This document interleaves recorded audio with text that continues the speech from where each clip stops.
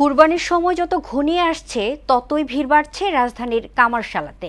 পশু জবাইয়ের ছুরি, চাপাতি ও কুড়ালের জন্য দোকানে আসছেন ক্রেতারা। তবে পণ্যের দাম ও মান নিয়ে প্রশ্ন উঠেছে বরাবরের মতোই। এমআর আসাদের রিপোর্ট।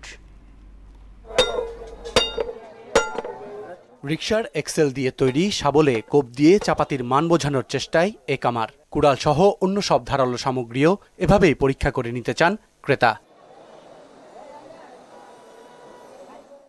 পশুর চামড়া ছিলার ছুরি বিক্রি হচ্ছে 200 থেকে 500 টাকা, ভালো মানের চাপাতির কেজি 800 টাকা, কুড়াল 1000 থেকে 1500 প্রতিটি। ছুরি বেশি যেটা এটা 250 টাকা 300 টাকা বিক্রি করি, আর ছোটটা বিক্রি করি 200 টাকা। এবারে যে 200 টাকা বেশি না আমাদের থাকবে।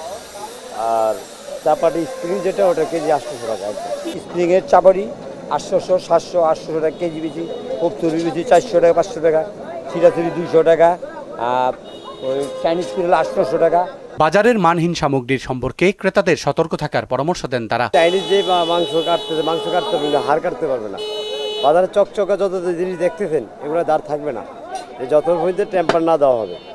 আসলে আপনারা যারা কিনবেন কামার দোকান থেকে কিনবেন, কামার দোকানের জিনিস কিনলে আপনারা গরু বানে আরাম পাইবেন, দ্রুত কাটতে পারবেন। চাইনিজটা কি এটি বাসা শু দেখতে সুন্দর, এটা তো বেশি ভালো চাইনিজটা। এটা বাংলাদেশে যত ছুরি বানাবে এটা ঠিক সব দেওয়া। ওয়ালটন আবারও মিলিয়নিয়ার অফারে ওয়ালটন ফ্রিজ কিনে আপনিও হয়ে যেতে পারেন মিলিয়নিয়ার।